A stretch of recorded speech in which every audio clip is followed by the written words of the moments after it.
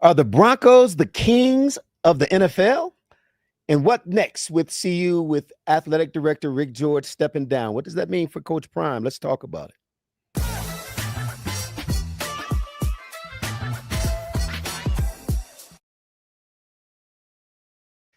Hey man, you how you doing, man? Hey, I just gotta let you all in on just a little insight before we get started here.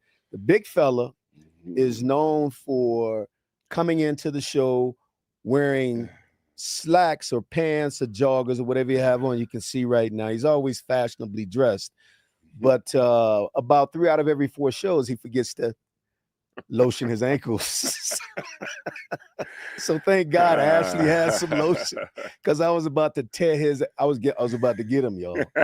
How you doing, man? I'm doing well, man. Just a little hungover after last night's game. I mean, what a fantastic game from the Denver Broncos, and the way that they looked last night, it just gave me so much hope that this team may be ahead of schedule as far as Super Bowl and all of those kind of whoa, slow down, predictions. Snoop Dogg, slow down, man. Well, listen, man. You know, just looking at the standings and looking at the teams that are ahead of the Denver Broncos, you're going to find 0. That's right. Okay, the way that they've played, the way that they have exuded confidence in the fourth quarter, in particular, has championship medal to it. So I am rightfully jumping on the Broncos Super Bowl train right now. Look, the Denver Broncos 9-2, tied for the league's best record with the New England Patriots of all teams, and then you have Indianapolis, the Colts at 8-2, the 3 top teams in the AFC. It has been a most improbable sort of 10-11 game beginning of the season sort of stretch in the league. Who would have thought that those were the three teams that were ahead of the conference at this point? But before we get to all that, man, we got to talk about this game. Was significant. 22-19, again, a walk-off field goal to secure victory over the Kansas City Chiefs. I think at this point, 9 years, the Chiefs reigning supreme in this division has officially come to an end. I didn't say mathematically, but officially it's come to an end. There's no way the Denver Broncos squander this league and this division at this point of the season, is there? I don't believe that they necessarily squander a playoff opportunity. No, I'm talking about winning the division. Well, I think that is that's still up in the air. It's really still up in the air. But wait. 2 minutes ago, you were talking about Super Bowl. Now you're talking about getting to the playoffs and winning a Super Bowl has nothing to do with anything except being able to win big games in the clutch. And when you look at the Denver Broncos and the way that they win football games is in the fourth quarter. So you don't necessarily need to win the division to win a Super Bowl. You know what? As a matter of fact, I think I'm wearing something right here that says that you don't have to do that. I don't think that's what that says. That's what it is. That's what it is. That's why you guys we did not win the division. We did not win the division, but you have to have the metal. You have to have the stuff inside of you to actually win in the playoffs. And the Broncos have shown time and time again that they are a fourth quarter team. There's no game that's out of reach for them. And quite frankly, it's been refreshing and rewarding to see them play at this kind of standard. It's made me really, really happy to see them accept the challenge. Yeah, this has been a good week for me. We got Senior Day up in Boulder. That's gonna really make you happy. Yeah. Broncos winning makes you happy. Yeah. It's always good when the Nuggets are playing well. The Avs are playing well. How about it's going well right now. Happy times in Colorado. I'm got to disagree with you about one thing. 6 games left for the Denver Broncos. They're up 4 games in the division over the Chargers right now? The Chargers have 4 losses. The Broncos have 2. No, the Chargers have at least 5 losses. They just got blown out by Jacksonville. I know that. I think that was their 4th loss. At any rate, with 6 games left, with the lead that you have, you would have to lose 4 of the last 6 to lose the division. And if that were the case, this conversation sounds completely different about the Broncos entering the playoffs with a chance to actually make a significant run. Yeah, I think that a football season, quite honestly, is not determined about who your real makeup of your team is, and really until right around Thanksgiving. I mean, you have 12 games that you'll probably have under your belt by that time. Hopefully, you've given yourself a chance, but the last 4 games, you go on a run. How many times did we see the Patriots over the years make late season runs to get in the championship form? And I think that the Denver Broncos and every other team that's going to have a championship formula is going to have the same kind of run up where you have excellence in December. And I think that's when you have a championship opportunity. When you have championship medal, it starts to show itself in December. Right, right. Well, I got to tell you, man. I know we've sung his praises before, and the National Football League football fans across this country are singing his praises. I can't I can't say enough about the job that Vance Joseph is doing on the defensive side. You look at this team; they're two of their top performers on defense. Singleton, who's their leading tackler, out. Patrick Surtain on IR. He's been out the last several games, and this defense just continues to roll. Big fella, do you realize the Broncos have only scored over 24 points in 4 of their 11 games, and here they sit at 9-2. Um, what this defense is doing, I think about yesterday's game against the Chiefs, and Kansas City came out early, and they did something very smart. Don't know if you caught this, man. I don't know. It depends on how many sips you were in at this point. But Kansas City did something very smart. They threw the ball deep early in the game, and that was an attempt. The way I saw it is that was a warning to Vance Joseph to say, "Hey, help your guys out on the back end, because if you blitz, if you send all that pressure and leave them naked, we're gonna hit big." And you saw in that game, as I saw it unfold, the Broncos didn't send a lot of pressure early. They got back to it later in the game. They did.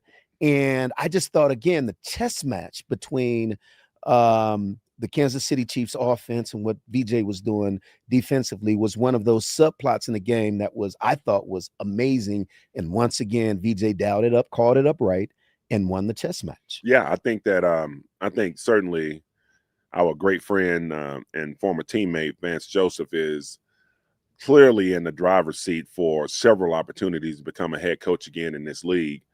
His defenses, I think they have the kind of mettle that he has as a defensive coordinator. He doesn't panic, right? And he has a plan, and he works his plan. And I think that his plan is one that is, quite honestly, it's just it's really brilliant. It's really brilliant to watch him call defensive football games, because he's got a lot of the Wade Phillips influence on him, who he coached with with the Houston Texans, and that championship DNA that Wade brought to the Denver Broncos for that 2015 season was fantastic.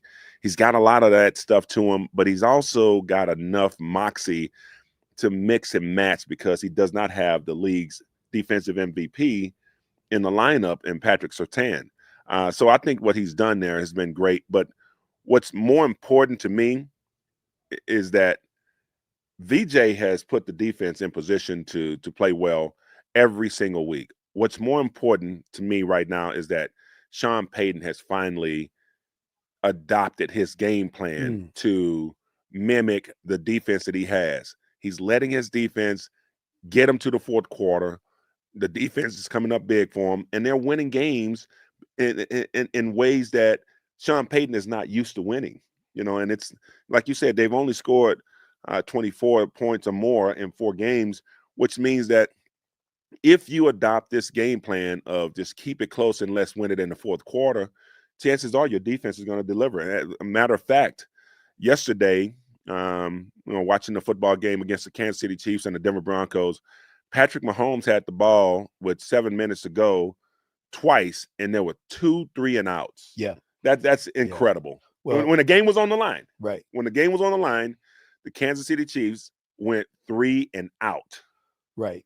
Now, just slight correction here. You said they had it with 7 minutes to go twice. I don't think that's possible because that means the clock never started. Well, I'm just But saying your they had point 3 is well. separate Your possessions. point is well taken. I got to give you some. I It's got to give you always some. something. It's always something. I got to give you some props. Metal and Moxie, you on your A game today, bro. Yeah, I mean, I just think that, in football in particular, what happens is in football, what usually happens is that you become a product of the guy who's coaching you. If you have a very smart defense, it's because you have a very smart coordinator.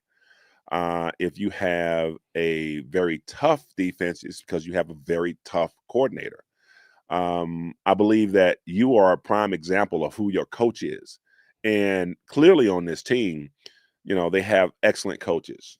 As a matter of fact, one of the questions that I posed to you before this show is, who has the best coaching staff in the NFL right now? And because I think the improvements from some of the young quarterbacks from year 1 to year 2 happens because they have better coaching, but also what's happening in Indianapolis is also a credit to that organization because they have great coaching. So I think this team right now has a top 5 coaching staff. Mm. And that is what I was looking forward to, seeing the matchup between Vance Joseph and Andy Andy Reid. Reid, Yep. right? I was looking at Steve Spagnuolo, and Sean Sean Payton. Payton. And you know what? And then, of course, we got 2 veteran special team coaches that were legendary in this league, and how that would match up. It ends up being the special teams ends up winning the game for Yeah. the Denver Broncos Yeah. because it was a push every place else. So, yeah, I just think that this is a fantastic coaching staff. I think it's a fantastic coaching staff. It's interesting how you describe the matchup, right? Offense, Broncos offense against the opposing team's defense, and vice, and the opposing team's defense against the Broncos. I thought, and the thing that and you mentioned it, the thing that I've been most impressed with is how the coordination between Sean Payton and Vance Joseph. I've always thought until this year that it wasn't, they weren't playing complementary football. It was Right, as if there right. were two different units that were just simply doing their individual, unit things. I see the coordination. I see the complement between the two. You pointed it out. We don't have to put the ball at risk. A punt isn't a bad play. Our It's not a bad defense play. will get us the ball back. I don't have to score 35 points to win football games. And you now, 4 or 5 weeks ago, we were asking ourselves the question, or even perhaps coming to the conclusion that until they figure this offense out and get some points scored, they can't sustain winning football. But now you go into a game assuming that if the offense score over 20 points, you have a great shot of winning a football game.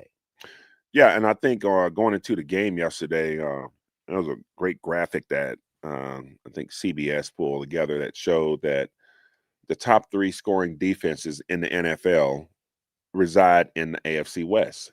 You have the Kansas City Chiefs, you have the Denver Broncos, and the Chargers going into week 12 last week. And it was excuse me, was it week 11 last week?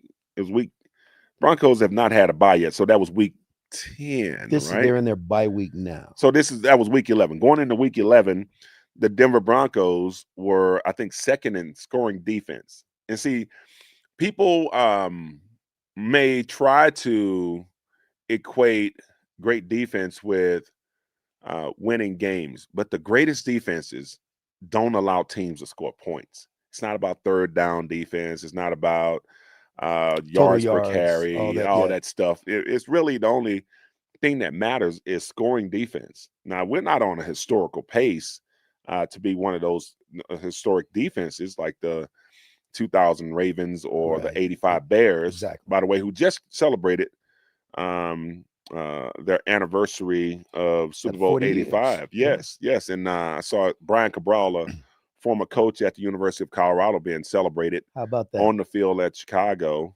And I thought that was fantastic. That's just a side note. But we're not in that category. But we are, in today's NFL, one of the top 2 or 3 defenses that exists as far as scoring defense goes. And we're a great takeaway defense. We sack defense.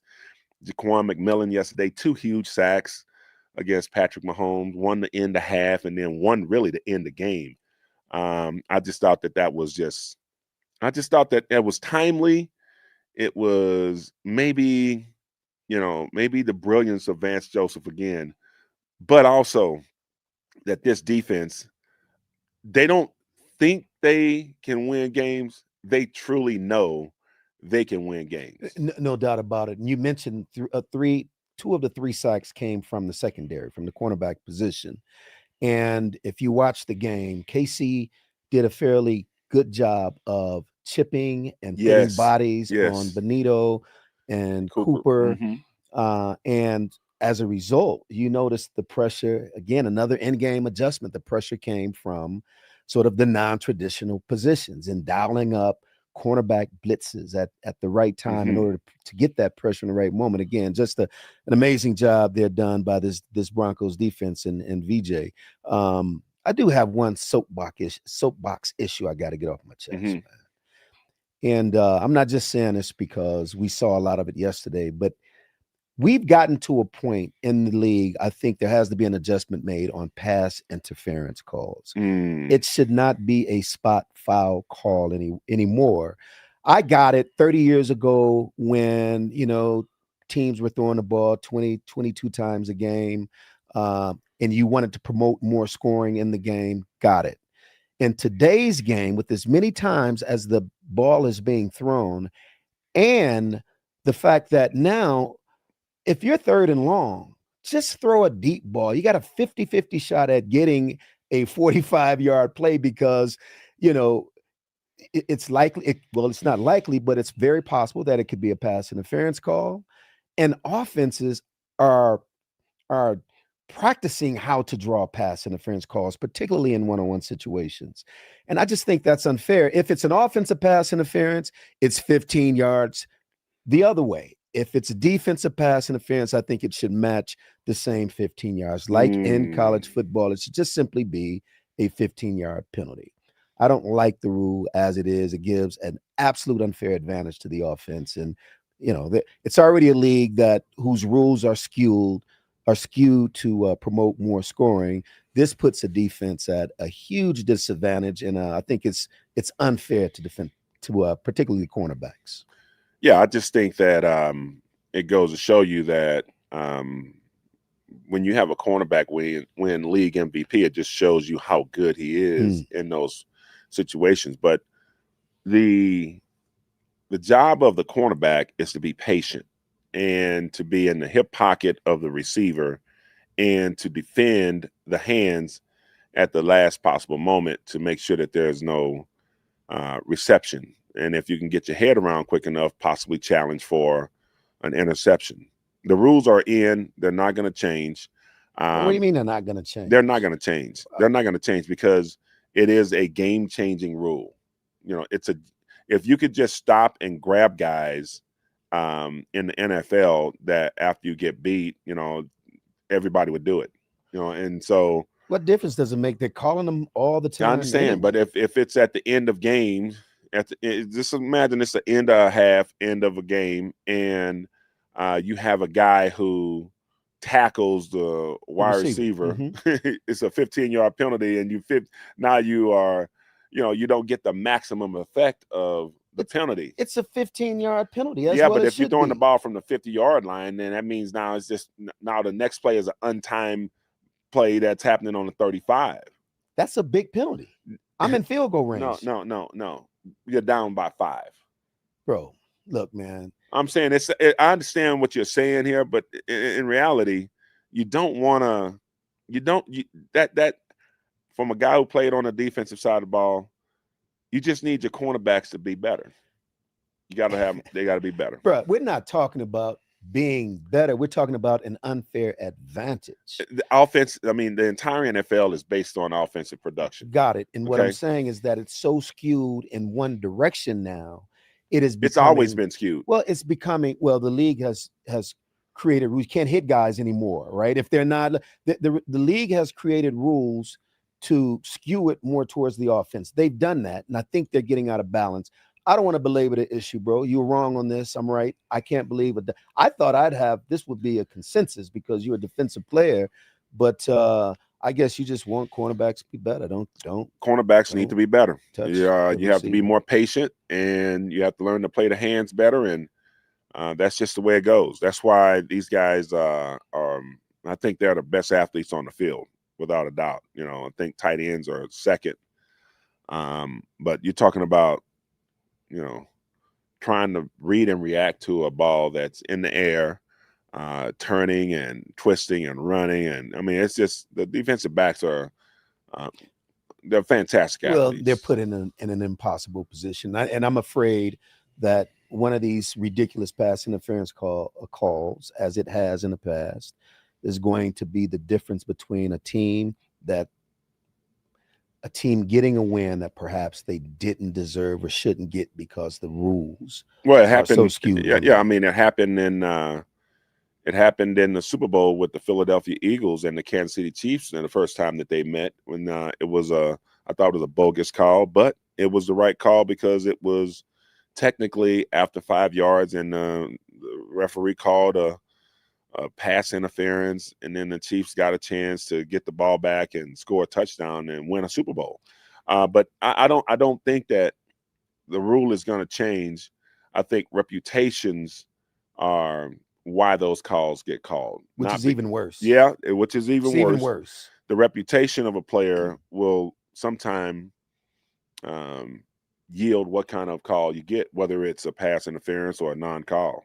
Now, I think to that Which is point, bullshit. Riley Yeah. he's a guy who he's earned his reputation of being a grabby corner, right? He gets a lot of He penalties panics. called. He panics at the end. He panics at the end. You made, I know we were tongue in cheek, but I think you talk about, not treating the white corners right. I think this is one where he actually has a case. I think that they're not treating my man right. Well, He's a damn good football player too, really and I good. love how he plays the game. Really good. And I think he has a reputation.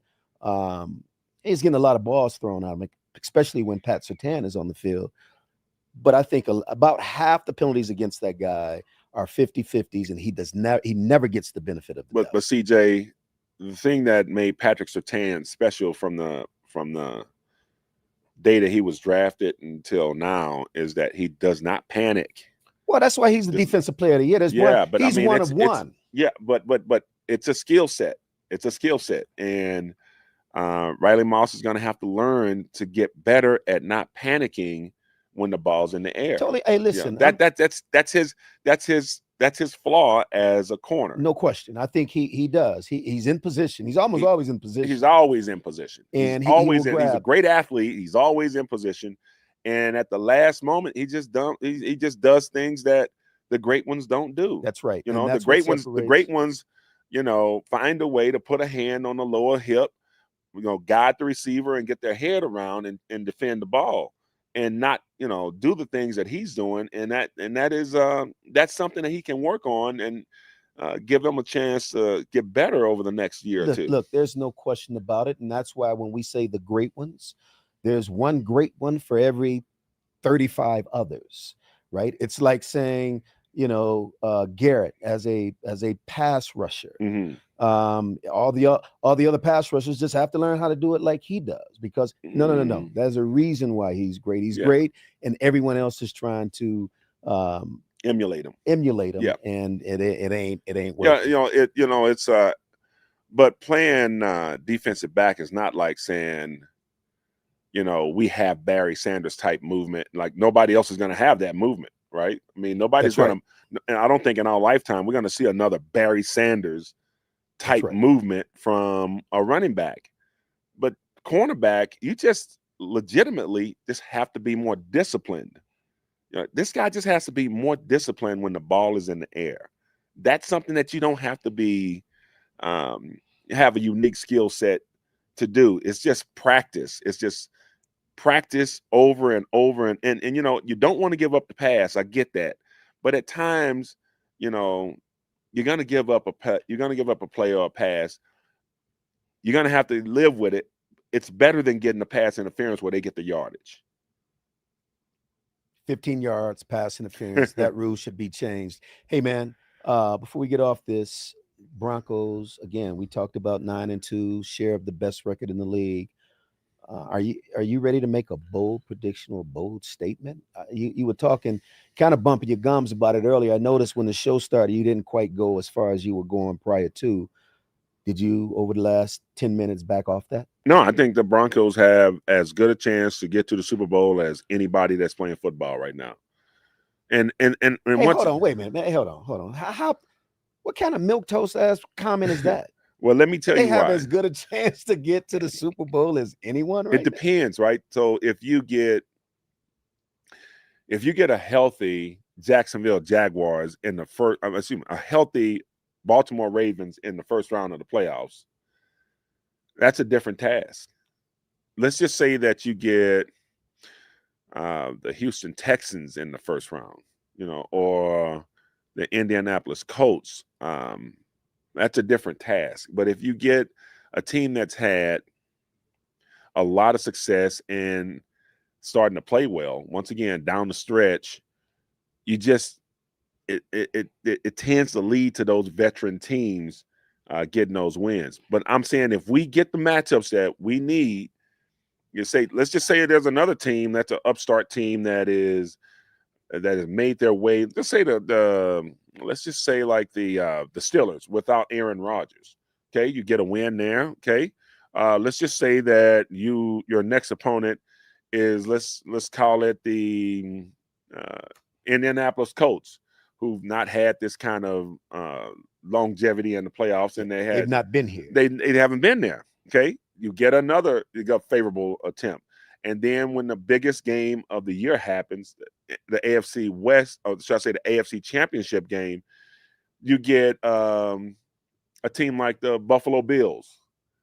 That's when you have a chance, and if the game is at home, you have a great chance to win. So I think that this team has championship mettle. They don't have any real traditional flaws, offensively, defensively, or special teams wise. They don't have a traditional I think offensively they do have. They've not shown any consistency, but again, but they're not doing the things that losing teams do. They're not turning the ball over. Right. They don't turn the ball over. They don't put the ball on the ground for fumbles. They give themselves a chance. I'm kind of shocked at you a little bit, man. The way you just hedged that, I thought you'd be a little bit more, because I'm thinking more about an actual breakdown of the capacity of the team itself, just the Broncos. Yeah. Not forecasting what matchups might give the team an advantage. I'm talking about, does this team have the mettle and the moxie to make a run at it just because of think they do. What's happening at Dove Valley? I think they do. Okay. So stop trying to create matchups that gives them a favorable. Hold on. I'm telling you how they win or get to the Super Bowl. Yeah, you win your playoff game. Yeah, you win your playoff game, but it depends on who your matchups are. It always does. But that's not, I mean, we're not. It's 11 games into the season. You're not already predicting, well, if we play them, we can beat them. But if we play them, maybe not. Like, what is that? That's the reality of it. I got to tell you a story. So we were getting ready to play Super Bowl 33 in Miami, Florida. So this was the year after the Jacksonville game. This was the year after we won the first Super Bowl. So this was the second. This is second Super Bowl. So it was 2 years after the Jacksonville game. Second Super Bowl run. Atlanta. Yes, we were playing the Atlanta Falcons, and they played before us that day, and the Atlanta Falcons played the Detroit. NFC, the Atlanta Falcons played the Minnesota Vikings, who were supposed to win that. I think they were 15-1 or something that year, and was breaking all kinds of offensive records. Yes, man. Chris Carter, Randy Jake Moss. Reed, Randy Moss, I think Randall was their quarterback. No, it's Dante Culpepper, I believe. I don't know. It was Randall or I think it was Dante because they were just throwing the ball down. I mean, I can't remember who was the quarterback, but I do remember this.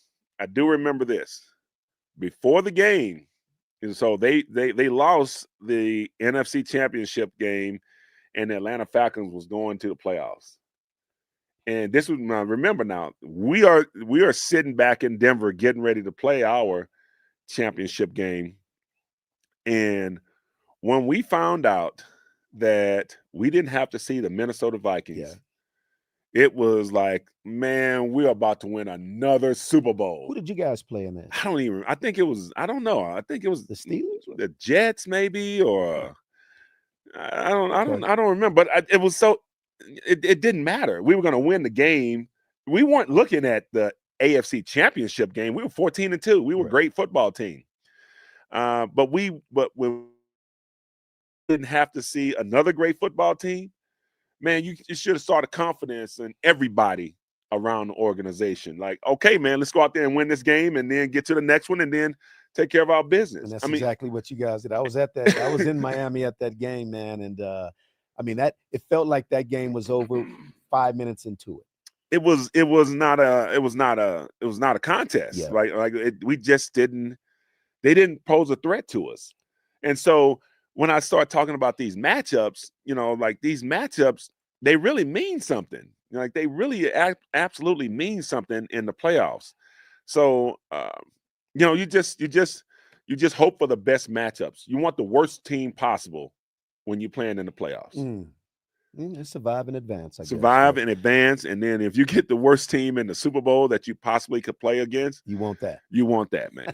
You want to play. You don't want to play against the 15-1 Minnesota Vikings. You know what I'm saying? You want to play against, I think, the 2-loss Atlanta Falcons, who had, I don't know how many guys on that Atlanta Falcons team went to the Hall of Fame. Well, Eugene Robinson went to the red light district. Yeah, he did. He did. But think about this. Think about this. Was it the night before the game? It was. Yeah, it was 2 nights before. It was the night before the game.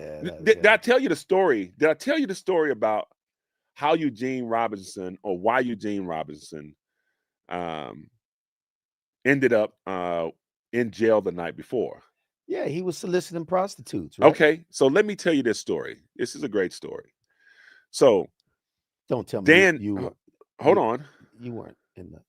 No, I wasn't. I wasn't in. I'm not gonna let you tell that story. But Dan Reeves had a rule when he was the head coach that allowed the players' wives to come with them on day 1 of the Super Bowl week.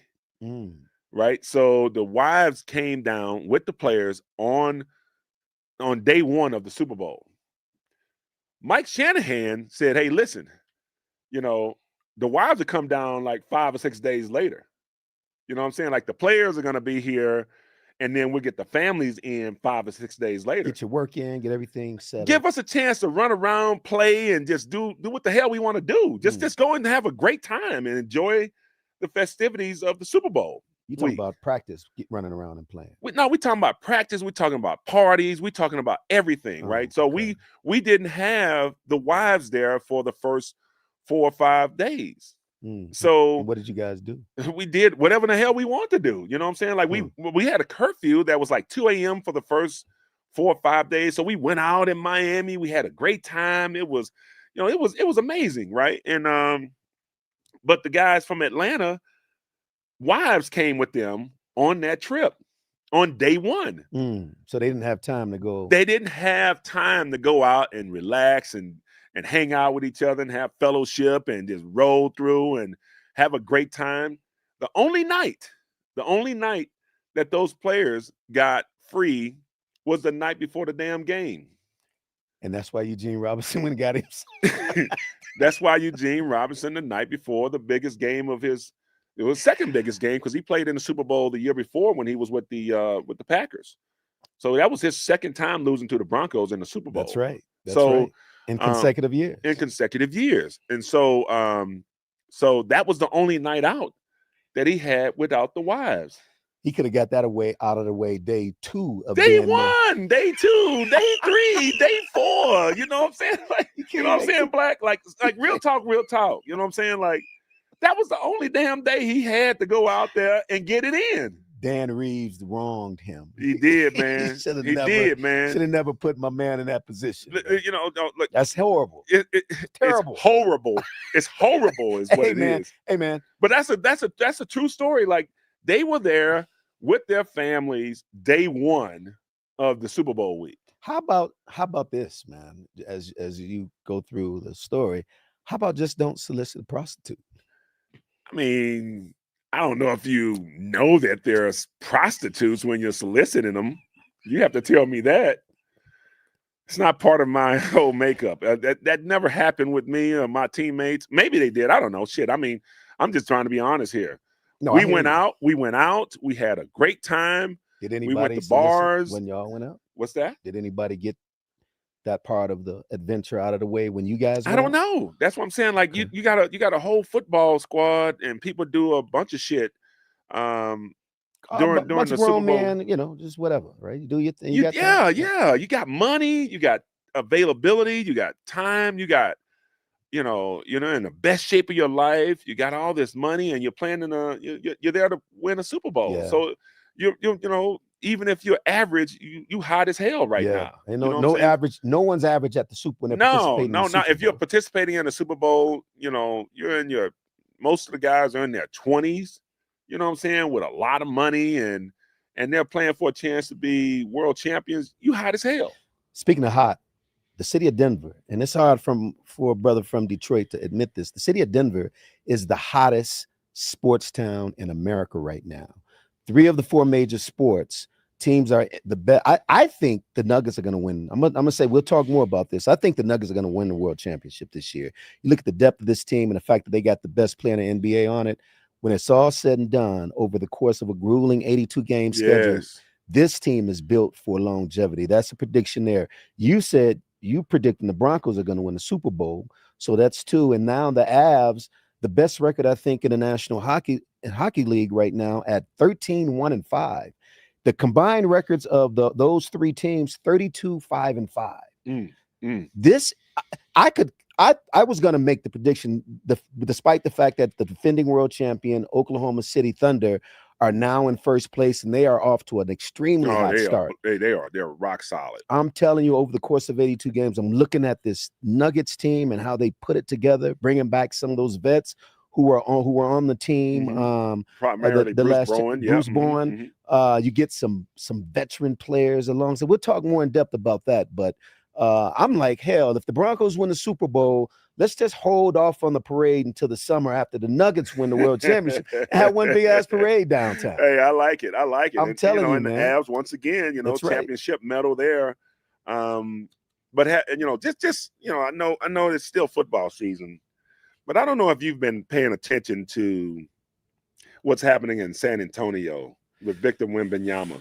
Boy, he's special, man. That guy at 7'4", being able to shoot the 3, work inside, the defensive presence that he has is special. Just unbelievable. I think he has got to be the front runner for league MVP right now, or getting close to it. Yeah, he's in the conversation. He's in the conversation. Sure. Of course, the Joker is going to be part of that conversation. SGA is going to be part of that conversation. But last week, I saw something that was just amazing. I saw Steph Curry in 2 games against the San Antonio Spurs put up massive numbers. I think he had somewhere in the neighborhood of like 96 in 2 games against the San Antonio Spurs. And in one matchup, it was a switch, and Wembanyama was forced to guard Steph Curry, and Steph cooked the shit out of him. Did he shake him? Oh, he cooked the shit out of him. Put him in a blender? He put him in the blender, and he gave him the move like he was going inside, stepped back behind the 3-point line, and shot over the 7'4" Victor Wembanyama. I used to do you like that a little bit. Oh, man, you never had a chance. No, in real life, though. But I'm telling you, man, it was if you got YouTube, you got time to go back and watch the game, man, you got to go see Steph Curry's performances last week against, and in the middle of that, they got their asses blown out by the Oklahoma City Thunder. Mm-hmm. But you got to go back and watch how they handled the San Antonio Spurs and Victor Wembanyama. Man, he was playing lights out basketball. It's just great to see wonderful basketball. We're both basketball guys. Yep. You know, it's wonderful to see wonderful basketball. And you mentioned the Denver Nuggets having a chance to win another championship. It's a grind in the Western Conference, It's a bro. grind. It's a grind. It's not like you can save it and get to the playoffs. First of all, you got to get to the. You got to get. You got to have a good enough record to avoid the play-in games Yeah. and all of that nonsense that goes on. Man, it's a fantastic time to be a basketball fan. I will say that I am happy that this league in the NBA is starting to feel like football almost, because you got to win. Well, gotta look, win. if you're in the Rocky Mountains, if you're in this region of the country, man, let me tell you, it is a great time to be a sports fan. Yes, yes. I heard there was a baseball team in the region, but I hadn't got confirmation on that. But no, it's fun to be. Hey, man, I got to tell you a little bit sad. I was a little bit sad last week, although I knew it was coming, to hear our guy, mm-hmm. Rick George, athletic director for the University of Colorado, announced that he was stepping down. Yeah. Mm-hmm. It wasn't a shocker because he had shared with some. I knew earlier in the summer that this was going to be his last year. That said, thinking about Rick's tenure as a buff I know he's going to do some stuff as a special assistant, I think, to the chancellor, the president. But we go back with Rick back to 87, man. Rick actually recruited me when he was in Illinois. So he was the recruiting coordinator for Illinois when after he finished playing ball there. And we go all the way back to 1985, 86. Yeah. And so when we got here in 87, he was here. And I was like, man, you were just recruiting me. He tells a great story about recruiting Mike Pritchard and John Bowman, both in Las Vegas. That's right. And he had already been named the recruiting coordinator at Colorado. And he said that it was one of the most awkward visits. He was recruiting them to Illinois. Yeah, and he was already got the Colorado job. And anyway, that was Rick leaving the University of Colorado, I think, is in his current capacity it's a bit of a blow, but he's been part of some of the greatest moments the University of Colorado has ever enjoyed. Yeah, and his class act of leadership is just been it's been outstanding. Yeah. You know, I mean, he's a guy that we both know, trust, and love. You know, and it's just been a credit to have him back after he left the PGA to come back here and work as an athletic director. It's been some ups and downs. This year's a down year, but last year I think he won like athletic director of the year, administrator, something like that. Some kind of title like that. But it's just been great to have him around. You know, I consider him my homeboy, and the fact that he can still be around is great. You know, I think about guys who have had this kind of impact on universities, and maybe the first name that always pops up to me is Barry Switzer. And Barry Switzer. Hold on, man. I don't know if too many people want to be. Barry had a huge impact at Oklahoma. Yeah, but I'm just saying, guys that had a huge impact and stayed around the schools. You know what I'm saying? Like there are several legendary coaches. I mean, you think about Tom Osborne. Yeah. I don't know if Tom Osborne, what effect does he still hang around Nebraska and still have that? But Barry Alvarez is another name. Right. Like Wisconsin. He's athletic director, I think, or I don't know if he stepped down. He may have stepped down, but he was long time great he's coach. Always around the Wisconsin football program at Wisconsin Athletics. So, to have these legendary figures around, I think is always good. Rick was the right guy at the right time for Colorado. And I think one thing, given his first tenure back when we played, Colorado is a unique job, right? It's not like a lot of folks have, I think, a bit of a distorted sort of view of what CU athletics is, particularly CU football.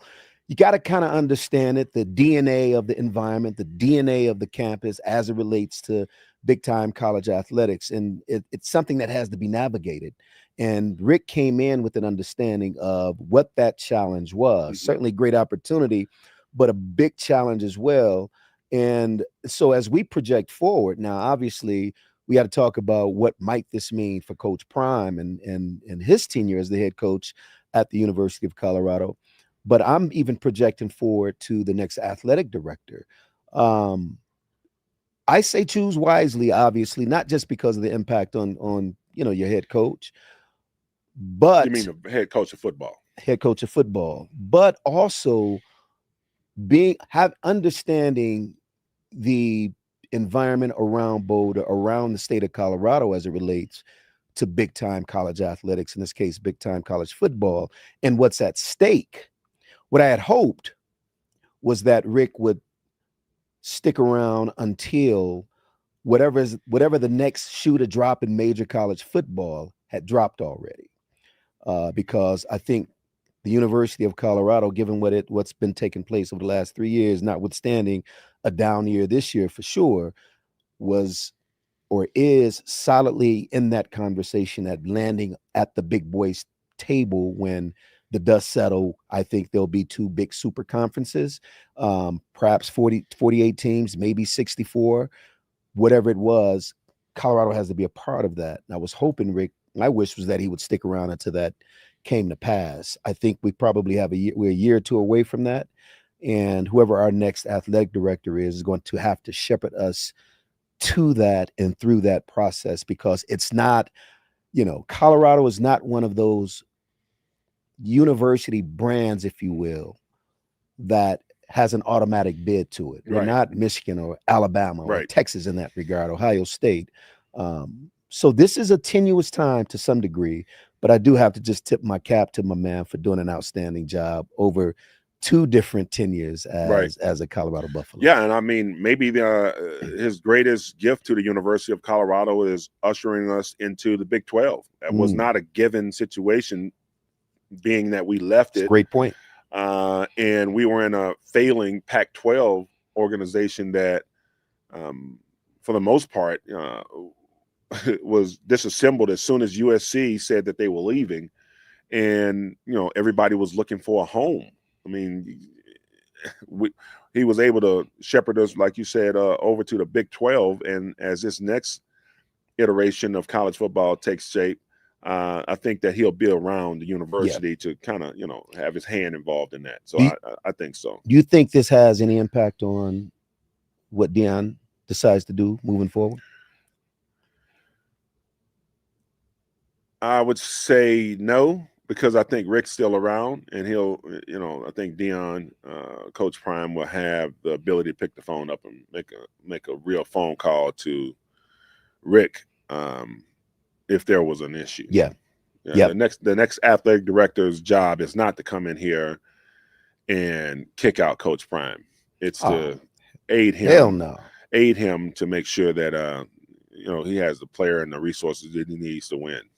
No doubt about it. In fact, we hadn't heard a lot from either Rick or Coach Prime on this, although Coach Prime did post a note after the announcement that Rick would be stepping aside. It's from Deion Sanders here. Love you, man, and I appreciate the tremendous opportunity you've given us. We owe you. We're gonna do this together. Thank you for always looking out, being real, being tough, and being Rick George. I agree with that. I love you, man, and I appreciate you saying you staying connected to the program. We need you. That last statement there, I think the big one. We need you. An indication Mm-hmm. that, which is what I've always said. I think Deion Sanders like Colorado. He loves the environment. And I think this is a long term play for him. Yeah. Um, Rick made him one of the highest paid college football coaches in America after one solid season. And I don't know if there's another program out there that's going to give him an opportunity to make another, over $10 million a year. I'm quite sure there may be, but what it did is solidify Deion Sanders as a focal point here in Boulder, Colorado, which is, to me, in my opinion, that's a good deal. Like, we don't have to go out there and search for another head coach no time soon, because this guy really has its fingerprint all over the program. It's got to get better, and it will get better. Um, but I like where it's heading right now, and I think that every year that Deion Sanders is in the head coach position, he's going to get better, because let's face it, he didn't have much experience as a head coach coming in here, but I think his influence over the program is heavy. No doubt about it. That's well said. And by the way, we'll be up in Boulder again, getting it in at the Boulder Marriott ahead of this weekend's season finale at home against Arizona State. It's a 6 o'clock kickoff, so the festivities will get started at the Boulder Marriott with Big Al and CJ and my man Fedora. And we'll have a special guest. Now, only thing I'll tell you, I'm not going to give up who the special guest will be, but the Broncos have a bye this week. Mm. That's all I'm going to say. The Broncos Okay. have a bye this week. So make sure you come out, hang out at the Boulder Marriott with us again. We'll have music, giveaways, food.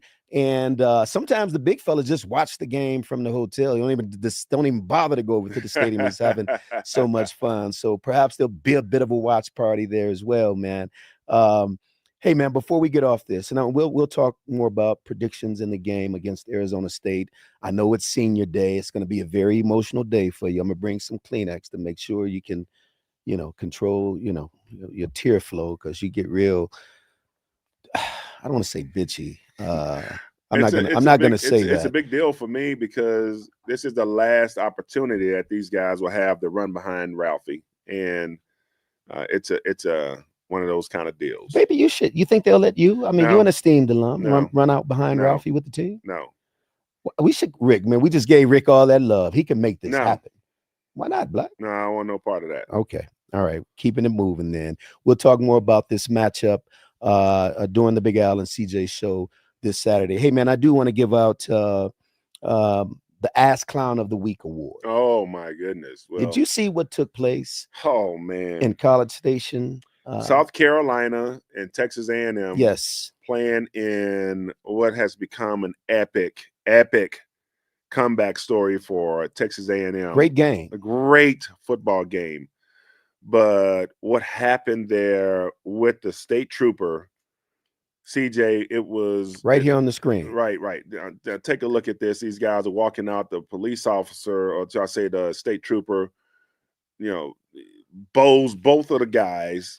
What was that, man? I don't. And I think that made the score at that point like 27-3 or something like that. It was South Carolina was giving them the business, and this guy I think was upset. The receiver there caught a long touchdown, like an 80-yard touchdown, ran up through the tunnel, and the guys came down, and he looked like he just wanted to start a fight. And it was just a bad moment, CJ. It was a bad moment for Texas A&M, because the guy was working security detail for Texas A&M, and those kids didn't have a reason to be assaulted like that. Listen, I know this is. First of all, I've never seen anything like that. I've never seen anything like that during a sporting event, particularly a football game, of which I've participated and watched a lot of. Never seen anything like it. And on the one hand, you might say, well, it was a unfortunate incident. What's the It big was deal? bullshit is what it It was. was it was that. And but here's the problem. Here's, I think, what's challenging me more. I think more and more it's indicative of where we are as a society. And in my mind, I'm saying, yeah, I can look at this as just a isolated singular incident, but hostility and anxiety, uh, and it just seems like it's just spilling over into areas of our society that we've never seen it happen before. You know what I think happened? What I think happened, and this is just my opinion. I do want to say it, okay? I think it's just my opinion. I think what happened there is that guy was a Texas A&M fan. Of Okay, course he was. he was a Yeah. Texas A&M fan. Texas A&M was getting their ass kicked by South Carolina, and he took it in his own hands to disrupt a great moment for South Carolina. And it was um, it was a punk move, right? It was a punk move. But the way that Texas A&M, I gotta give them credit. The way that Texas A&M handled it was absolutely superb. CJ, during the game, it was the administration from Texas A&M um, removed the police officer. So I say the state trooper. They removed him from his security detail during the game.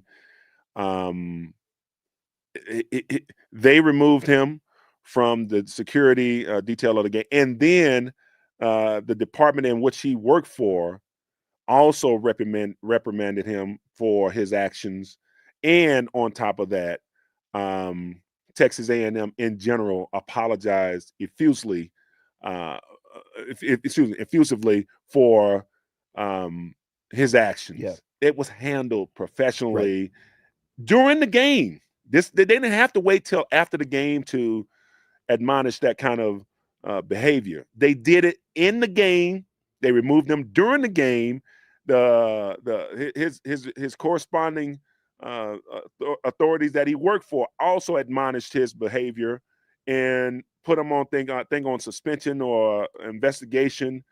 Um, Consequentially because of his actions. And I just thought, oh my goodness, look at the fucking reaction. Like this is like, like this is the way it's supposed to Yeah. work. Yeah. Now his reaction is not what we would anticipate for our good men and women in law enforcement to be, but the actions of the university and of his commanding officers was first class. Yeah. Yeah. First I class. But look.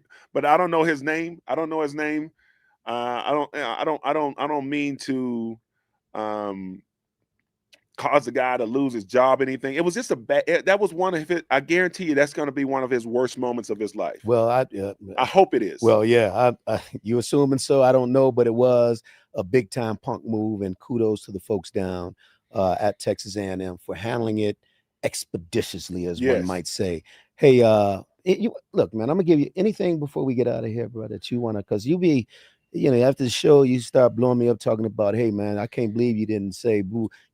What you got, man? Earlier we started this whole conversation about who has um, you know, if we were going to do a redraft, we did this 3 weeks ago, and here we are 3 weeks later. If we did the redraft of the 2024 NFL Hmm. football draft, how would Quarterbacks. quarterbacks? There was 6 taken in the first round.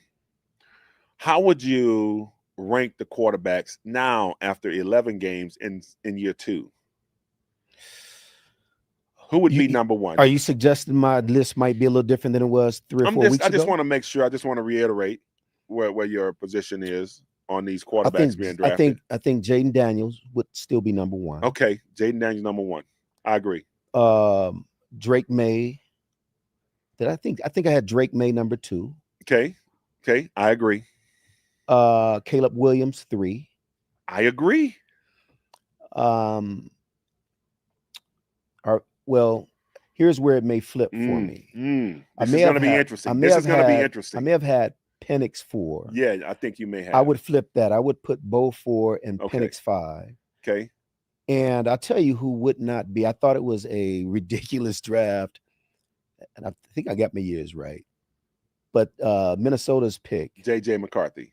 he was never a first round draft pick. He was never that, man. I watched him play a lot of football at You said Michigan, that. You said that to and me privately. You say, "Hey, the guy only throws 12 passes a game." and he's never been that guy who carried a team. He had big moments because defenses were always tailor made for that Michigan offense because of what they did running the football. But that's how I would redraft that. I, I I think the point of the question is to identify sort of what Bo Nix is doing.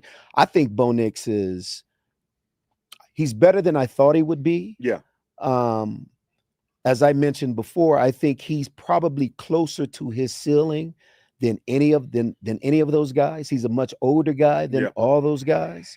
Um, but you got to give him credit, man. And this is not the easiest environment for him to play with. I know that it's been reported to some degree that there's tensions between he and his offensive coordinator / head coach. But that said, I think with his maturity and his ability, he's handled it well. And he happens to be in benefit. And if I were a quarterback, I would want to benefit from the same thing. One of the arguably the best defense in the league. Yeah, I tell you, this brings the light also to me. It just brings the light how coaching matters in the NFL. You know what I'm saying?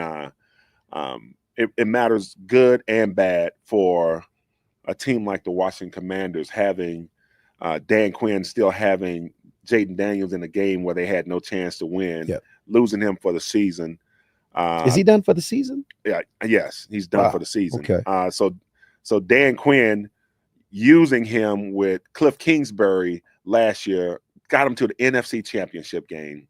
It almost feels like a little bit like what is his name? RG3. Yeah. So RG3. It almost feels like a little bit like RG3 because of the injuries and how it happened and his explosive start. I hope it's not.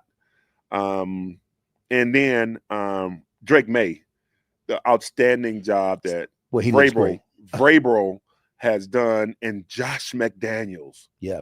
This guy is, this guy is a great offensive coordinator. Not a great head coach, great offensive coordinator. He's dialing it up, man. That team, I watched them this weekend. I watched I typically don't watch a whole game. I'll come in, but that team, that quarterback is damn good. Yes. And I got to tell you, Caleb Williams. Yes. He's got something to him. Oh, my goodness. He's got something to him. He's got something to him. And Bo Nix, I do believe that the young man, like you said, he may be closer to his ceiling because of his age, but he is playing lights out football in this offense. I know it's not gaudy numbers that are out there, but he's doing the one thing that is really appreciated by all, and that's winning football games. That's right. Penix injury and inconsistency is disappointing. The guy was a fantastic quarterback at the University of Washington and has flashed in the league. Right. He's shown some. Yeah, he has some and JJ McCarthy right. is we call these guys Jags, just a guy. Yeah, he's a Jag, just a guy. But it also leads me to think maybe another guy that's a Jag is Arch Manning. Wow, that's the last thing I want to leave you with. Arch Manning, a Jag, just a guy. Now you go back and you look at this guy playing high school football against a bunch of JV players in Louisiana. It's Arch Manning. Why are you gonna belittle the guy? No, I'm just saying. The way that they got manhandled by Georgia last week. Yeah. And he's had inconsistencies basically since the start of this year after this Heisman hype. Is Arch Manning just a guy? No, he's better than just a guy. I will say he's better. Arch Manning's problem or challenge is he's a Manning. And to your point about all the Heisman hype, before even starting a football game in college, that wasn't of his doing. But there's a standard that has been set for this guy that to some degree is almost impossible to meet. And I don't put that on him.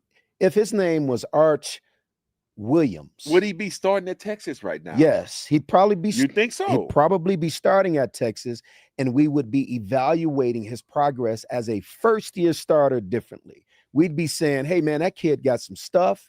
And in his do you second believe he year, has some stuff? Yeah, he had some stuff. He's a talented guy. He has arm talent. He's athletic. He's that's my point. Like we keep evaluating him against what media expectations are and what the Manning legacy is. But if you just take him and say and watch him play quarterback, he is a physically gifted dude. He has to get more accurate. There are things that young quarterbacks do that he's doing, but he don't get the benefit of being a young quarterback because the expectation is so high. And I think that's unfair to him. That said, the jury's still out. There's no guarantee that he's going to be great, but I think he has a shot at it. Yep. And closing remarks for me, last thing. The Oklahoma Alabama game last weekend was one of the most thrilling Great game. college football games I've seen. And Oklahoma going into Alabama and beating. I mean, it's just such a weird, like since we have conference realignment, to see a school like Oklahoma with all this history and pageantry that goes with that university playing at a place like Alabama with all of that history and pageantry that goes with that university. What a scene. Unbelievable. What a scene, man. It was special. College football right now, to me, is the king right now. College football is the king. Listen, I can't recall a season where both in the NFL and in college football, I think you legitimately have, like in NFL, I think there are probably 8 teams that could win the Super Bowl. Yeah. I can't think of the last time where there were 8 teams who could possibly win a Super Bowl. And in college football, I think the same. I think there are probably 8 teams that could win a national championship. And so it's going to be thrilling all the way to the end. This is one of the great college and pro football seasons for fans that I can recall in a long time. I agree. Hey, man, so before we get out of here, I got to give a shout out. You guys may notice I'm wearing my Omega Psi Phi. To the day I die. Today we celebrate 114 years as a fraternity. It's our Founders Day. And I pledged alongside a number of guys back in 1990. And I tell you what, it's been one of the thrills and great decisions in my life. It's an incredible organization, historically Black fraternity, the D9 as they're called, 9 organizations that make up it's fraternities and sororities that make up the D9. But I want to give a shout out to all the Qs out there. Happy Founders Day to you. And I'm looking to see what this Monday night holds for the brothers. You want to get down with us, man? Oh man, you've always been. You guys are a little wild. So yes. Hey, that does it for us, man. Right on from my man Big Al. It's the Big Al and CJ show. We'll see you Saturday up in Boulder at the Boulder Marriott to kick this thing off when the CU Buffs take on the Arizona State. They're not the Wildcats. They're the Sun Devils. Yep. Right on, Q's. Art.